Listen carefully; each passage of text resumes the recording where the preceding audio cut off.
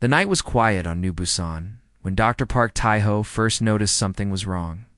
He sat in his small office at the children's hospital, looking at files that made no sense.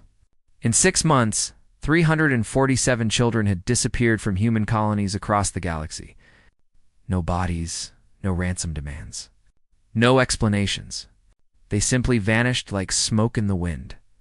Tae-ho rubbed his tired eyes and looked at the photographs on his desk. Smiling faces, bright eyes, children who should be playing and laughing and dreaming about their futures. Now they were just names and missing person reports that nobody seemed to care about. He had asked the colonial police for help. They said they were investigating. He had asked the Earth's government for help.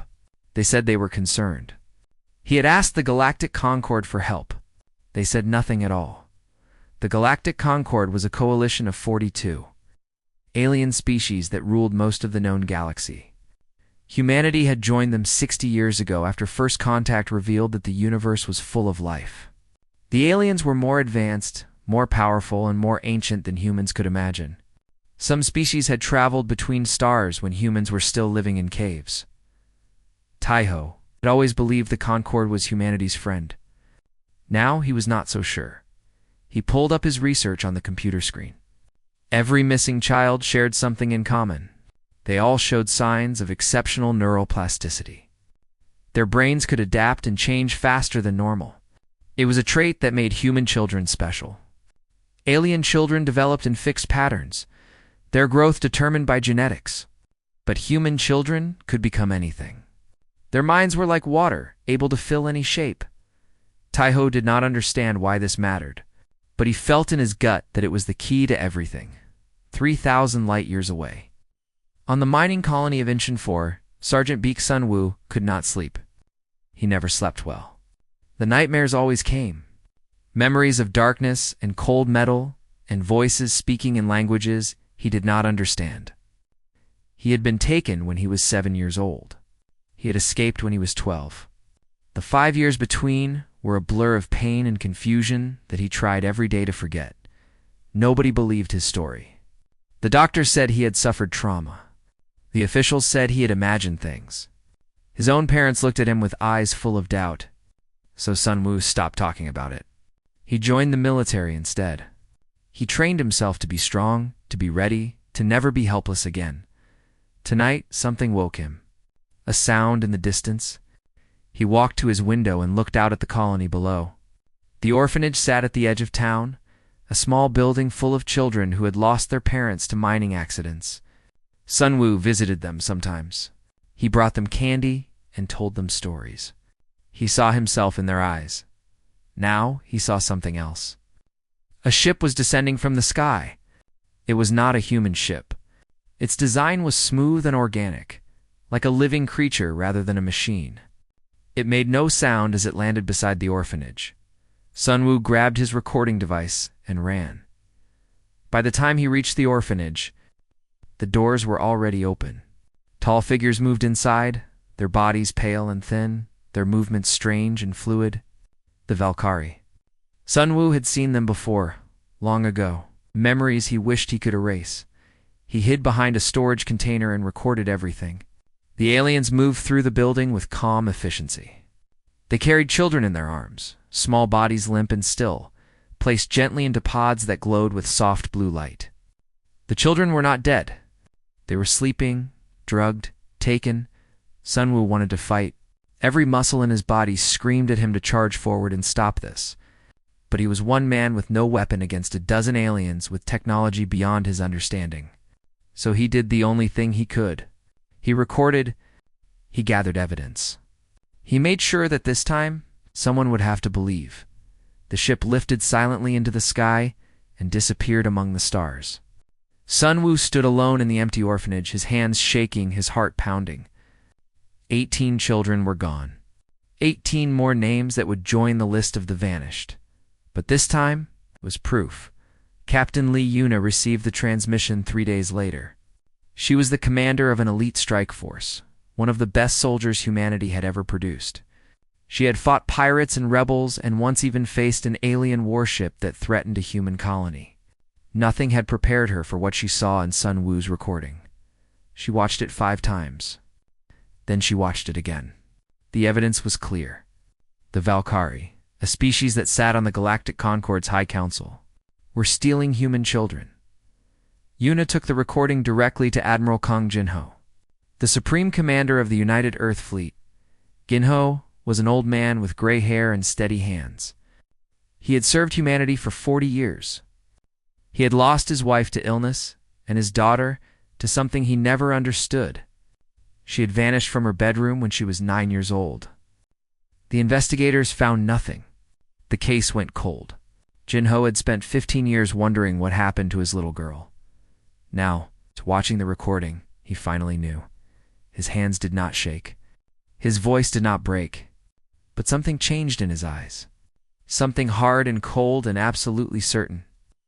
"We bring this to the Concord," he said quietly. "We demand answers." The Galactic Concord met on a space station at the center of the galaxy. Representatives from 42 species gathered in a chamber so large that clouds formed near the ceiling. High Arbiter Velen, the leader of the Concord, sat on a throne of crystal and light. He was ancient, his species one of the eldest in the galaxy. And he looked at the human delegation with barely hidden contempt. Admiral Jinho presented the evidence. He showed the recording. He listed the missing children. He demanded an investigation. Velen listened in silence. When Jinho finished, the High Arbiter made a sound that might have been laughter. "This is an internal human matter," Velen said, his voice echoing through the chamber. "The Concord does not interfere in the affairs of individual species. Your children are your responsibility." Jinho stood very still. "The Velkar are members of this Concord. They are taking our children. This is not an internal matter. The Velkari deny your accusations. We accept their word." Velen waved a thin hand. "This matter is closed." The chamber fell silent. 42 species watched as the humans stood alone, their evidence dismissed, their pain ignored.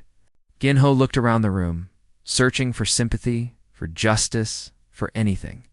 He found nothing but cold indifference. In that moment, he understood. The Concord knew. They had always known. The children were being taken with their blessing, perhaps even at their command. Humanity had spent 60 years believing they were part of a galactic community. They were wrong. They were prey. Jinho turned and walked out of the chamber without another word. His officers followed. Behind them, alien voices murmured in a dozen languages, already forgetting the humans and their dead children. 1 week later, Admiral Jinho stood before the United Earth Council.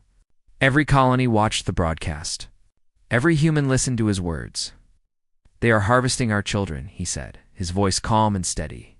"The galaxy has made its choice. Now we make ours. From this moment forward, humanity is at war. Not for territory, not for power, for our children. We will bring them home, or we will burn the galaxy trying." The council voted unanimously. War was declared. 3 weeks after humanity declared war, Dr. Park Taiho received visitors in his laboratory. They came in secret, wearing hooded cloaks and moving with nervous energy. They were not human. They were scientists from 3 different alien species. And they had come to tell him the truth. "Cannot stay silent anymore," said the eldest of them. A being with silver skin and 4 eyes that blinked separately. "What our people are doing to your children is an abomination. The galaxy calls it necessity. We call it evil." Taiho listened as they spoke. What they told him was worse than anything he had imagined. Human children were unique in the galaxy. Every other species developed according to genetic programming.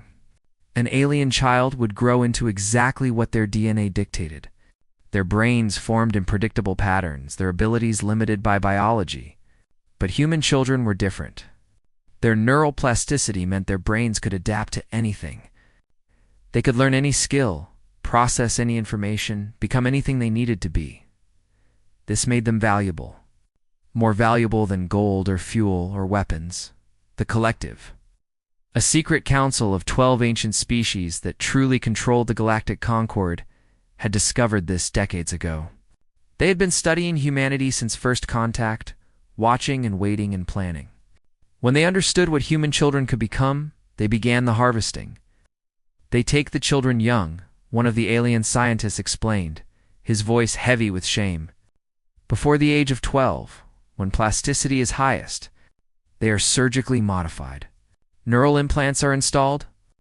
Their consciousness is preserved, but their will is removed.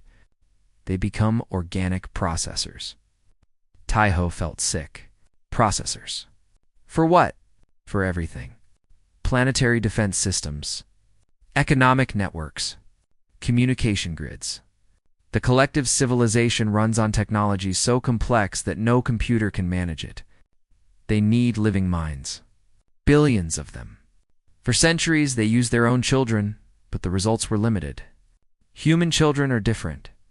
One human child can do the work of 1,000 alien processors. The children were kept alive, the scientists explained. They floated in tanks of nutrient fluid, their bodies preserved, their minds networked together across vast distances. They were conscious. They could think and feel, but they could not move, could not speak, could not escape. They were prisoners in their own skulls. Some had been there for decades. Taiho spent the night alone in his laboratory, staring at the wall. He thought about every missing child. He thought about what they must be experiencing right now at this very moment. Awake but paralyzed. Aware but helpless. Used like batteries in a machine that did not care if they suffered. He made a decision. He would find a way to reverse the damage. He would develop treatments to restore the children's minds. And he would not stop until every single one of them was free. While Taiho worked on science, General Ominji worked on war. She was the commander of humanity's ground forces, a woman with iron-gray hair and eyes that had seen too much death. The soldiers called her the Iron Mother. She had earned the name by protecting her troops with fierce determination while destroying anyone who threatened them. Mingi led a secret mission to a facility on the edge of Concord space. Intelligence reports suggested it was a processing center. She had to see for herself. Her team landed in darkness and moved through corridors of cold metal. The facility was quiet. Too quiet. They found no guards, no workers, no resistance. Just endless hallways leading deeper into the complex. Then they found the chamber. It was vast, the size of a stadium filled with rows upon rows of transparent tanks. Inside each tank floated a child. Human children. Their eyes were open, but empty, staring at nothing. Wires connected their skulls to machines that hummed with constant energy. Monitors displayed brain activity, showing minds that never stopped working.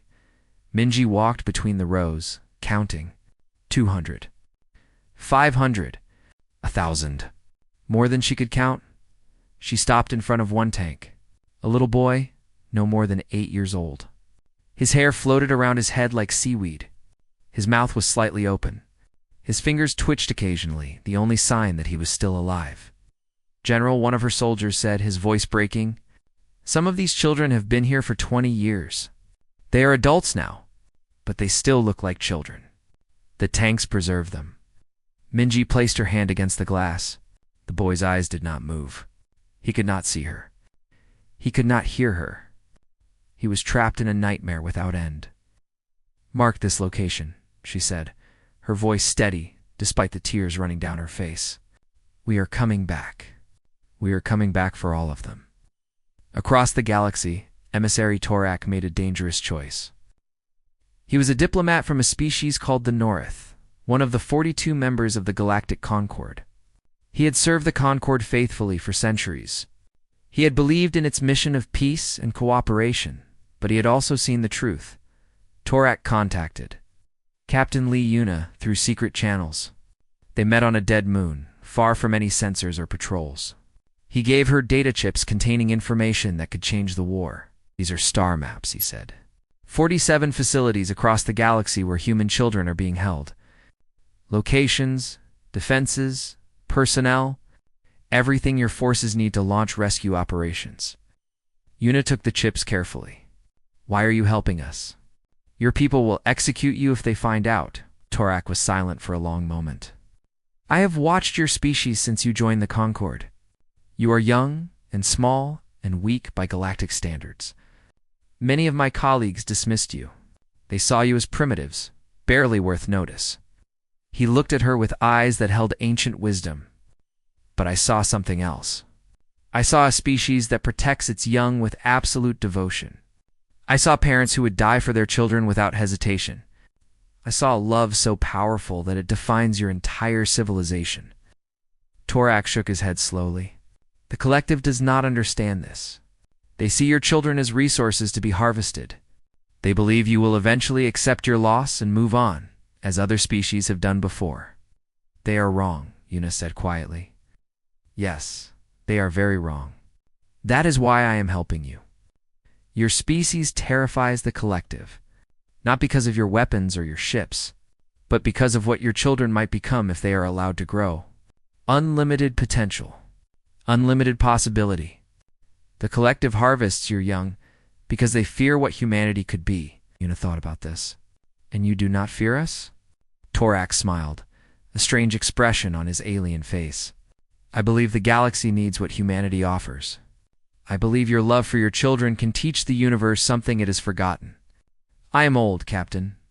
I have seen empires rise and fall, but I have never seen a species go to war against the entire galaxy for the sake of their young ones. He bowed his head. I want to see how this ends. Admiral Kang Jin-ho received General Minji's report and emissary Torak star maps on the same day. He spread them across his desk and studied them in silence. 47 facilities. Thousands upon thousands of children. A network of suffering that spanned the galaxy. He thought about his daughter. She would be 24 years old now. Was she in one of those tanks? Was she conscious? Did she remember him? Ginho stood and walked to the window of his command center. Outside, the stars burned cold and distant. Somewhere among them, children waited for rescue. He activated the communication system and broadcast to every human world, every ship, every soldier who wore the uniform. Says Admiral Kang Jin-ho, I have seen what they do to our children. I have seen the chambers where they are kept. I have seen the machines that enslave their minds. There are no words for this evil. There is no punishment severe enough for those responsible. His voice grew harder. But there is something we can do. We can fight. We can rescue every child they have taken. We can show the galaxy that humanity does not abandon its own. He paused, letting the words sink in. Every child taken is someone's universe. We will darken every star in this galaxy before we leave a single one behind. This is not a request. This is not a hope. This is a promise. Across 17 world shipyards that had been dormant for decades roared back to life. Factories worked day and night producing weapons and armor. Millions of volunteers enlisted in the military, willing to fight and die for children they had never met. Humanity was done waiting. Humanity was done talking. The storm was coming, and nothing in the galaxy could stop it. 6 months had passed since humanity declared war. In that time, the United Earth Fleet had grown from a modest defense force into the largest military armada in galactic history. Ships poured out of orbital shipyards like angry hornets from a disturbed nest. Soldiers trained with desperate intensity, knowing that children's lives depended on their skill. The Galactic Concord watched with growing unease. High Arbiter Velen gathered the representatives of 42 species and issued an official ultimatum. Humanity must stand down immediately. Any military action against Concord members would result in total destruction. The combined might of the galaxy would crush the upstart humans and restore order. Admiral Kang Jin-ho received the ultimatum on a cold morning. He read it carefully, then set it aside and continued planning the first assault. His response was broadcast to every world in known space, human and alien alike. He stood alone on the bridge of his flagship, the camera capturing his calm face and steady eyes. You stole our children and called it progress, he said. You silenced our pleas and called it peace. You dismissed our pain and called it politics. Now hear this. There is no corner of this universe where you can hide them from us. We are coming. Not for conquest. Not for territory. For our children. Every single one of them. He leaned forward slightly. You have forgotten what humans are capable of when we fight for those we love. Allow me to remind you. The transmission ended.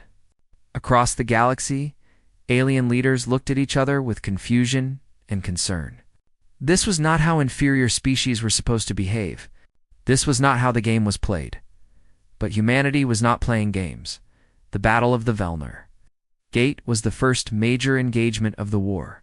The Velner Gate was a massive hyperspace junction that connected 12 star systems. Control of the gate meant control of movement across a quarter of the galaxy. The Concord stationed a defensive fleet there. 150 warships crewed by experienced officers. Captain Lee Yuna led the human assault force. She had 52 ships under her command. By any reasonable calculation, she should have lost. She did not lose.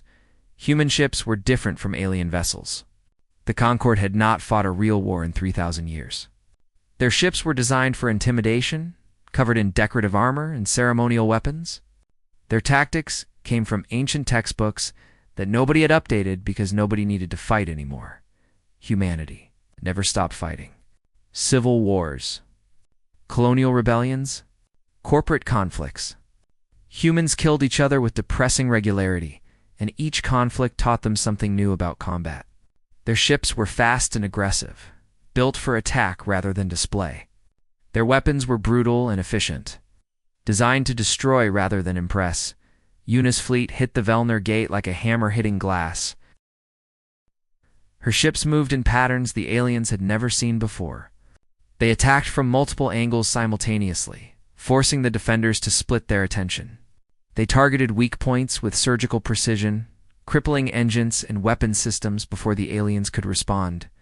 They communicated instantly, adapting to changing conditions faster than any computer could calculate. The battle lasted for hours. When it ended, 93 alien ships were destroyed or disabled. The rest fled in panic. Human losses were 11 ships, with most crews rescued. Yuna broadcast a simple message as her forces secured the gate. The road is open. Moving to the first objective. The first objective was a processing facility on a moon called Velner 7. Intelligence suggested it held approximately 3,000 children. General O. Minji led the ground assault, while Yuna's fleet maintained orbital control. Minji's soldiers landed in assault pods that punched through the facility's outer defenses like bullets through paper. They moved through corridors with ruthless efficiency, clearing room after room of surprise guards who had never expected anyone to come for the children. Each soldier carried photographs taped to their armor. Pictures of missing children. Faces of sons and daughters and nieces and nephews. They were not fighting for abstract principles. They were fighting for specific people, real names, actual lives that needed saving. The processing chamber was located at the facility's core. Minji reached it first. Her weapon raised and ready for whatever horror awaited. She found rows of tanks stretching into the distance. Thousands of children floating in blue fluid, their bodies still, their minds enslaved. Monitors showed brain activity levels that indicated constant awareness. They were all awake. They had been awake for years. "Begin extraction," Minji ordered, her voice steady, despite the tears streaming down her face. "Move carefully. These children have been through enough." Medical teams worked for hours, disconnecting children from machines and transferring them to rescue ships. The process was delicate and dangerous. Some children had been connected so long that separating them risked brain damage. But the medical teams were the best humanity had, and they refused to leave anyone behind. They rescued 2,847 children that day. Sergeant Beek Sunwoo was part of the ground team. He moved through the chamber with a strange sense of familiarity. The tanks were like the ones from his own childhood, the ones he had escaped so long ago. The smell was the same. The hum of machines was the same. The helpless faces of the children were the same. He stopped in front of one tank. A young girl, perhaps 6 years old, with dark hair floating around her pale face. She reminded him of someone, though he could not say who. Sunwoo placed his hand against the glass. "We are here," he whispered. "We came for you. You are not alone anymore." The girl's eyes did not move. But somewhere deep in her networked mind, she heard him. Data packets carrying his words traveled through the neural links that connected all the children. They spread from tank to tank, mind to mind, until every child in every facility across the galaxy received the same message. Someone was coming. Someone cared. Someone would not stop until they were all free. Hope, long dead, began to stir the medical ship Mercy's hand, carried the rescued children back to human space. Dr. Park Taiho waited on the dock. Surrounded by teams of specialists he had trained personally. They had developed new treatments based on the information from the defecting alien scientists. They were ready to begin the long process of healing. The first child was carried off the ship on a stretcher. A boy, perhaps 10 years old, his eyes wide and confused. He had been in a tank for 3 years. He did not remember his name. Taiho knelt beside the stretcher and took the boy's hand. "You are safe now," he said gently. "Do you understand? The bad people cannot hurt you anymore. We are going to help you remember who you are." The boy stared at him for a long moment. Then slowly he squeezed Taiho's hand. It was enough. It was more than enough. Across the galaxy, news of the Battle of Velner Gate spread like wildfire. Alien networks reported it with shock and disbelief. A human fleet had defeated a superior force. A human army had conquered a collective facility. Thousands of children had been rescued. "High Arbiter." Velen called an emergency session of the Galactic Concord. He demanded immediate retaliation. He insisted that humanity be crushed before this rebellion could inspire others. But the Concord was divided. Some species wanted war. Others were afraid. A few quietly began to wonder if the humans might actually win. Emissary Torak watched the debates from his position in the back of the chamber. He said nothing, but his heart beat with something that felt almost like joy. For the first time in 10,000 years, someone was standing up to the collective. Someone was fighting for the innocent. Someone was proving that evil could be defeated. He had made the right choice. Meanwhile, Admiral Jinho planned the next assault. Then the one after that? Then the one after that? 47 facilities. Thousands of children. A galaxy full of enemies. He did not care about the odds. He did not care about the cost. Every night, he looked at the photograph of his daughter that he kept in his pocket. Every morning, he woke up determined to bring her home. The storm had broken, and it would not stop until every child was free. 1 year into the war, the collective decided to teach humanity a lesson. If the humans would not stop fighting for their children, then the collective would take everything else away. 3 human colony worlds were chosen for destruction. New Inchan, Busan Prime, the farming world of Jegu 3. Together, they held 12 million people who had never held a weapon, never joined a fleet, never done anything except live their lives and raise their families. The bombardment came without warning. Alien warships appeared in orbit and began firing. Plasma rained down from the sky like the wrath of ancient gods. Cities burned. Forests turned to ash. Oceans boiled. When it was over, 8 million people were dead. The survivors huddled in underground shelters, waiting for rescue that seemed impossible. The collective broadcast images of the destruction to every corner of the galaxy. Confident that humanity would finally understand the futility of resistance, they expected surrender. They expected fear. They expected the humans to beg for mercy. Admiral Kong Jinho watched the footage alone in his quarters. He saw cities he had visited reduced to rubble. He saw families he might have known erased from existence. He saw children, living children who were not in tanks but playing in parks and going to schools, burned away in an instant. When he emerged from his quarters, his officers expected to see a broken man. Instead, they saw something far more dangerous. They saw a man who had moved beyond anger into something cold and absolute. "Recall all defensive forces," Jinho ordered. "We are not protecting our worlds anymore." His officers looked at each other in confusion. "Sir, if we remove the defenses, more colonies will be vulnerable." "I know." Jinho's voice was quiet but hard as steel. The collective thinks we will retreat to protect our homes. They are wrong. Every ship we have will now be used for one purpose only: attack. We will strike so deep into their territory that they will not have time to threaten our colonies. They will be too busy defending themselves. It was a terrible gamble. It left human worlds exposed to further attacks. But Jinho understood something the collective did not. Humanity was not fighting to survive. Humanity was fighting for their children. And parents who are fighting for their children do not think about self-preservation. They think only about victory. The offensive began 3 days later. Human fleets struck at 17 targets simultaneously. Processing facilities, military bases, government centers. The ships of Admiral Ginho burned through Concord space like a wildfire that could not be contained. Captain Li Yunei led the assault on the collective's primary facility, a moon that had been converted entirely into a processing center. Intelligence suggested it held more children than any other location. Yuna attacked with everything she had. The battle was brutal. The collective had concentrated their best defenses around this moon, knowing its importance. Yuna lost 23 ships in the first hour. She lost 18 more in the second. But she did not retreat, did not slow down, did not hesitate for even a moment. Her remaining ships broke through the defensive line and achieved orbit. Ground forces launched immediately, punching through the moon's surface in armored landing craft. Inside the facility, Yuna led the assault personally. She had stopped delegating.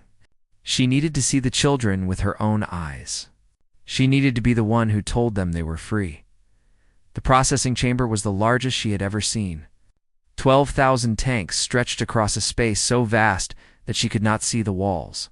12,000 children, floating in blue fluid, their minds trapped in an endless nightmare of service to creatures who saw them as nothing more than components. The youngest was 3 years old. The oldest had been there for 41 years, taken as a baby and never allowed to grow. "Begin extraction," Yuna said, her voice steady.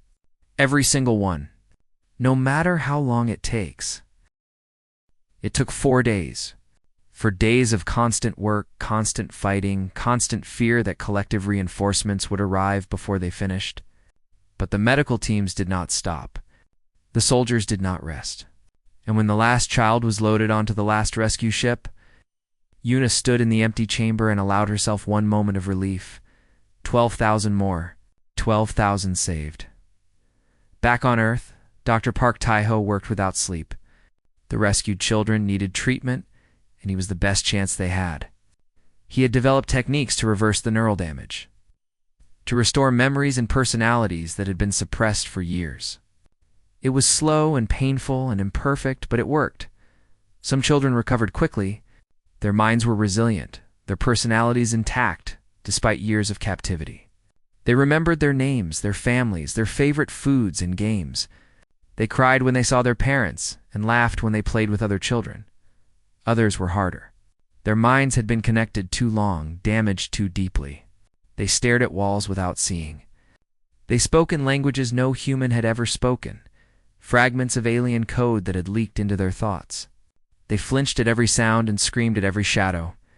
Taeho kept a wall in his office covered with photographs. One section showed children who had been fully recovered. Their smiling faces gave him strength. Another section showed children who had died before rescue could reach them, whose bodies had failed even as help was coming. Their silent faces gave him purpose. He would not stop. He would never stop. Not until every photograph on his wall showed a child who was safe and free and whole. General Ominji faced a different challenge. As human forces advanced deeper into collective territory, they encountered not just soldiers, but civilians. Alien families who had nothing to do with the harvesting. Workers and farmers and ordinary people who were just trying to survive. Some of her soldiers wanted revenge. They had seen the dead colonies. They had rescued children whose minds might never heal. They wanted to make the aliens pay for every tear, every scream, every nightmare. Minji refused to let them. "We are not fighting to destroy," she told her troops, standing before them on a conquered world. "We are fighting to rescue. The moment we become like them, we lose everything that makes us worth saving." We protect civilians. We treat prisoners with dignity. We show the galaxy that humanity is better than the monsters who stole our children. It was not easy. Some soldiers disobeyed. Some went too far. Mingy punished them severely and without hesitation. She would not allow humanity's anger to corrupt humanity's soul. Word spread. Alien civilians began surrendering without resistance, knowing they would be treated fairly. Alien soldiers started questioning their orders, wondering if they were really on the right side. The collective's grip on the galaxy began to weaken. Emissary Torak formally defected to the human side, bringing 17 species with him. They formed the Liberation Coalition, a new alliance dedicated to ending the child harvesting and creating a galaxy where such horrors could never happen again. We watched evil happen and called it order. Torak told Admiral Jinho at the signing ceremony. We knew what the collective was doing, and we said nothing because we were afraid. Your species reminded us what courage looks like, what love looks like, what it means to fight for something greater than yourself. Ginho accepted the alliance with quiet gratitude. Every species that joined was one less enemy to fight. Every ship that switched sides was one more weapon against the collective. The war was far from over, but the tide was beginning to turn. High Arbiter Velen saw his coalition crumbling and grew desperate. He ordered an assassination team to infiltrate human space and kill Admiral Jinho. Cut off the head, he reasoned, and the body would die. The team was the best the collective had. 12 elite operatives with centuries of experience. They reached Earth without detection. They penetrated military security without raising alarms. They reached Jinho's quarters in the middle of the night. They found Sergeant Jabeek Sunwoo waiting for them. Sunwoo had spent his life preparing for this moment. He had trained his body to be a weapon. He had studied every alien fighting style in the galaxy. He had turned his childhood trauma into fuel for an unbreakable determination. The fight lasted 3 minutes. When it was over, 12 elite operatives were dead or captured. Sunwoo had a broken arm and a cut across his forehead. He was smiling. Admiral Ginho emerged from his quarters, awakened by the noise. He looked at the bodies on the floor, then at the young sergeant who had saved his life. "Thank you," he said simply. Sun was straightened, ignoring the pain in his arm. They should not have come here. They do not understand what they created when they took us. We are not victims anymore. We are soldiers, and we will never stop fighting. Ginho nodded slowly. He placed a hand on Sunwoo's shoulder. Get that arm treated. We have more work to do. The assassination attempt failed, but it proved something important. The collective was afraid. They were so afraid that they had risked everything on a desperate gamble, which meant humanity was winning. The war continued. More facilities fell. More children were rescued. The collective lost ground every day, every hour, every moment. And Admiral Ginho kept advancing, kept fighting, kept searching for the daughter he had lost so many years ago. He would find her. He was certain of it now. No matter what it cost, no matter how long it took, he would bring her home. All of them. Every single one. 2 years after the war began, United Earth Fleet reached the gates of the Concord's capital world. Admiral Kung Jinho stood on the bridge of his flagship, a massive warship named Never Again, and looked out at the planet where everything had started. This was the heart of the collective's power. The world where decisions were made, where orders were given, where the harvesting of human children had been approved and organized and celebrated as a triumph of efficiency. Every crime, every cruelty, every stolen child could be traced back to the beings who lived on this world. The final battle had arrived. Ginho's fleet was enormous. Ships from 17 human colonies filled the space around the planet, joined by vessels from the Liberation Coalition. 31 species now stood with humanity, their combined might forming an armada that stretched across the stars like a storm. It's made of steel. But the collective's defenses were equally impressive. They had gathered every remaining warship, every weapon, every resource. The battle would be brutal and costly. Victory was not certain. Jinho did not care about the odds. He carried photographs of 4,211 children in his pocket. 4,211 names that still needed to be brought home. Among them was his daughter. Intelligence had confirmed she was here in the capital facility. Still alive after all these years? All ships, he said quietly, his voice carrying across the communication network to every captain and pilot in his fleet. This is Admiral Jin Ho. We have fought across the galaxy for 2 years. We have rescued thousands of children. We have shown the universe that humanity does not abandon its own.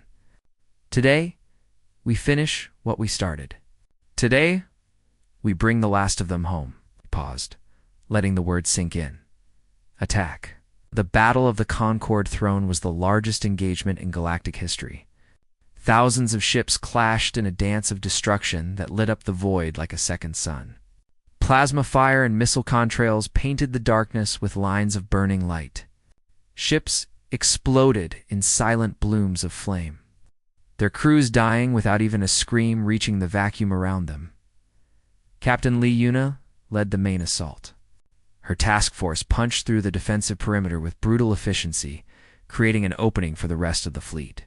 She lost ship after ship, watching friends and comrades vanish in flashes of light, but she did not slow down. She could not slow down. Not when they were so close. The command station was her objective. A massive orbital platform that controlled the neural networks connecting all the processing facilities. As long as it operated, the children remained enslaved. Yuna had to destroy it. She reached the station with only 3 ships remaining from her original force. The station's defenses were formidable, layers of shields and weapons that seemed impossible to penetrate. But Yuna had not come this far to fail. She aimed her ship directly at the station's core and accelerated to maximum speed. "Captain, what are you doing?" her first officer shouted. "That is a suicide run." "No," Yuna said calmly. "That is a promise." At the last moment, she launched every weapon her ship carried. Missiles and plasma bolts slammed into the station's core, creating a chain reaction that tore through the structure. Yuna pulled up desperately, her ship screaming in protest, and barely escaped the explosion that consumed the station. Across the galaxy, monitors flickered. Neural networks went dark. Children who had been enslaved for decades suddenly found themselves freed from the machines that controlled their thoughts. It was over. The system was broken. On the planet's surface, General Ominji led the ground assault.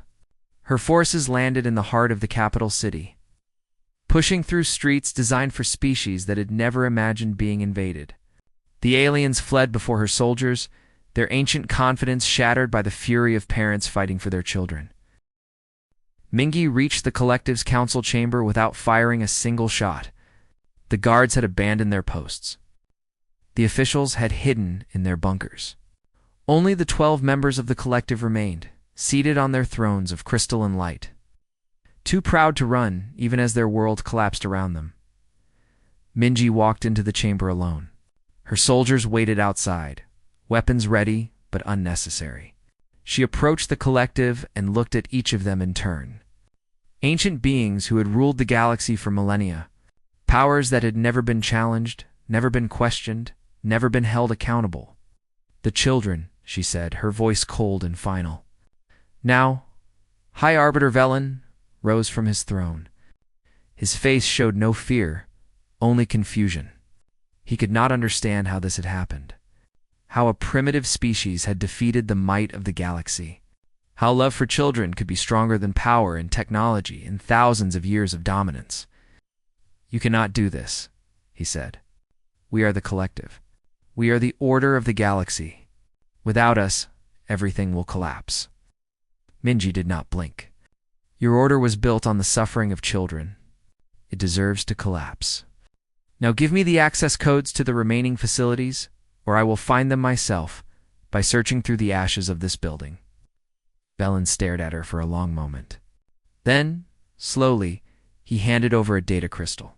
"You have won nothing. Other species will simply take our place. The harvesting will continue. Your children will never be safe." Minji took the crystal.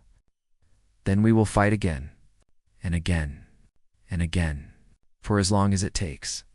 That is what it means to be human." She turned and walked out of the chamber. Behind her, Velen slumped in his throne, defeated and broken. The last facilities were opened within days. Children poured out of tanks across the galaxy, freed from decades of captivity.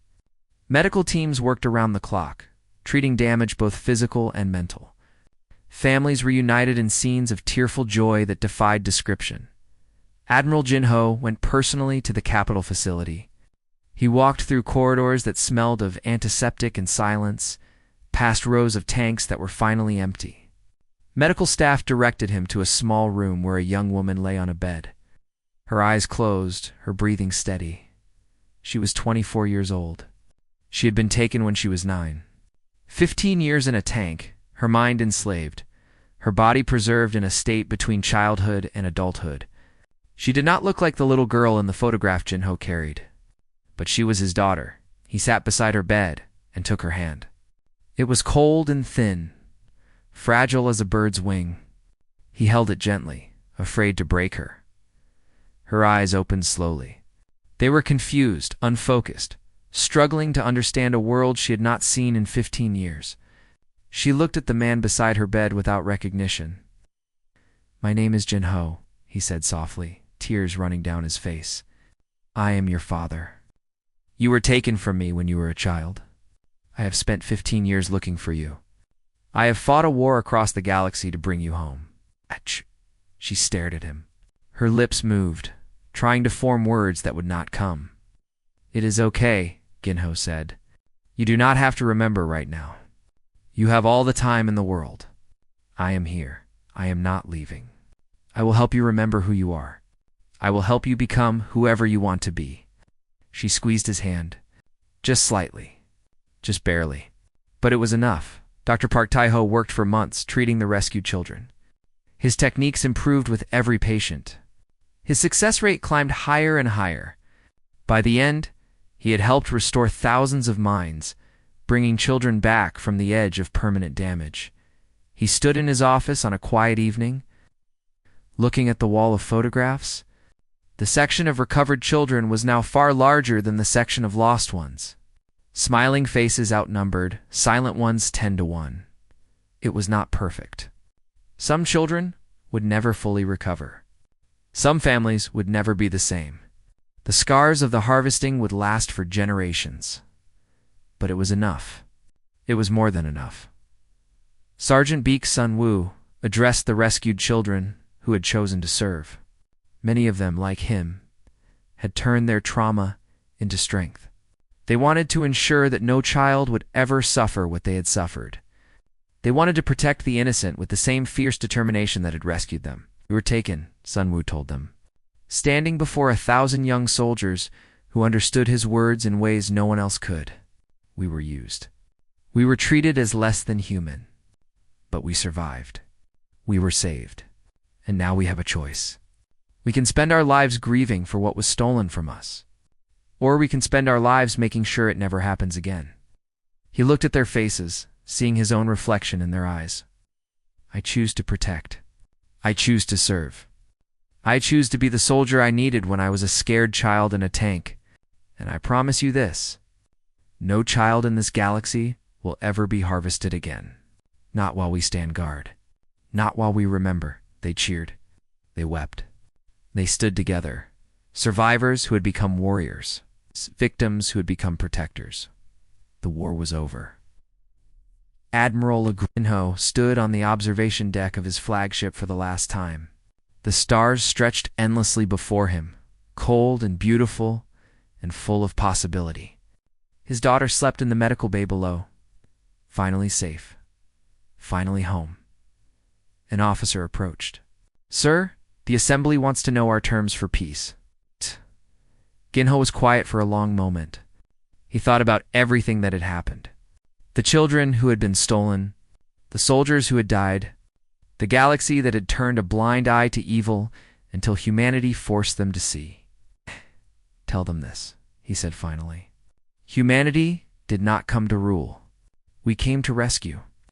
We will return to our worlds and rebuild our families. But let every species in this galaxy understand, the moment any child of any species is taken against their will, we will return. and we will not stop. Not for treaties, not for threats, not for anything. He turned to face the stars. That is what it means to be human. 50 years later, a memorial stood on Earth. It bore 31,847 names. Every child who had been taken, some had been saved. Some had not. All of them were remembered. An elderly woman visited the memorial on a quiet afternoon. She placed flowers beneath a name she knew well. Her own name, carved in stone when everyone believed she was lost forever. She had been rescued at age 7.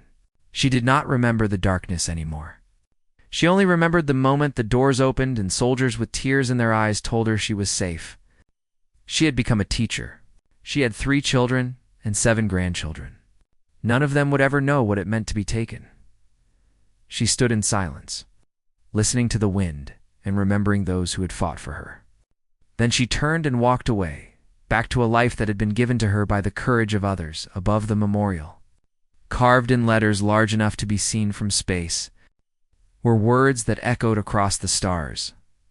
They were someone's everything. We brought them home.